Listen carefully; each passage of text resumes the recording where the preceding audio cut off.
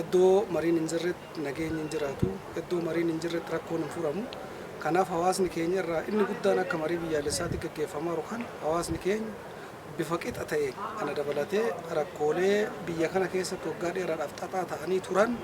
karaan ittiin furamuu qabu karaa takka lama sadii jedhee lakkaa'ee rakkoo ofii san himatee rakkoon sun rakkoo biyyaalessaati rakkoo sadarkaa gadaanaa furamu rakkoon kun ammoo gufuu biyyaa irratti guddina biyyaa irratti jireenya biyyaa irratti faayidaa biyyaa irratti maal fida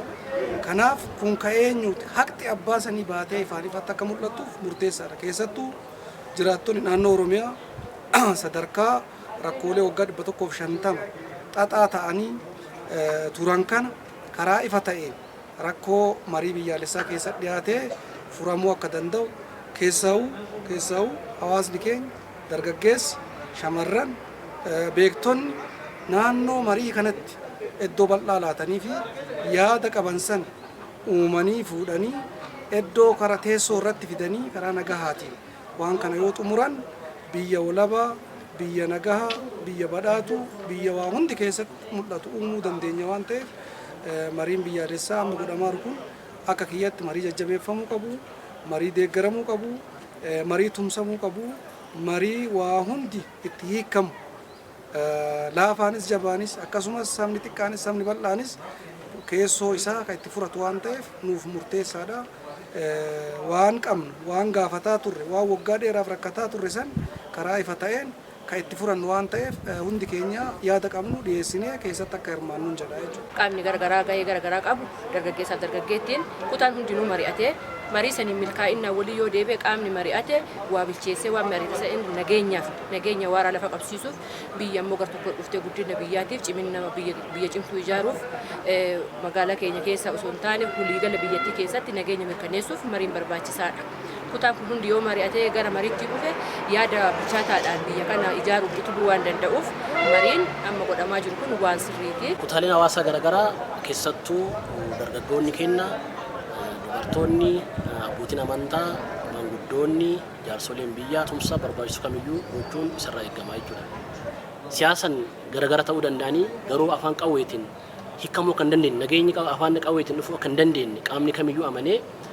galeetiin hawaasa keessatti mootummaa waliin ta'aniitiin waliin mari'achuun mariin biyyoolessaa kun isa baay'ee murteessaa fi isa baay'ee dhimma araaraa kanas kan cimsuudha jechuudha. Uummanni kun waan baay'ee nuffeera waggoota dheeraadhaaf irra dheerateera wal dhabdeen kamummoo waraanni gurguddaan illee araaraniin waliigalteedhaaniin hiikkata mariin ammaa kun immoo dhimmooti waliigaltee nu dhoowwan adda baafate waliigaltee irra galuudhaaf seenessa dogoggoraa akka wal dhabnu nu godhe sana addaan baasanii amma akkaataa irratti waliigallee kan hunda keenya kan waloo keenya godhan seenessa waloo keenya ijaarrannee ummata cimaa biyya cimaa ijaaruu akka dandeenyuuf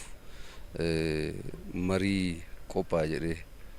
ummata biyya kanaa walii galchiisuu marii danda'u jedhee uummanni kan irraa eegu waan ta'eef kana jechuudha kan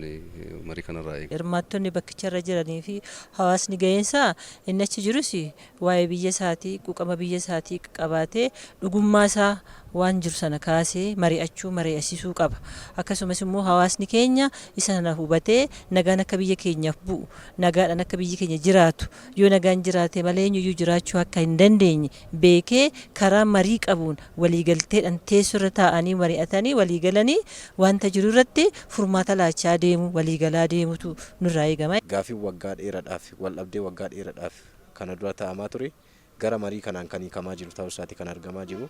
Uummanni keenyas immoo fakkeenya kana fudhatee naannoo jiru keessatti gaafii qabuu fi yaada qabu qeeqa qabu mariidhaan yoo waliin mari'ate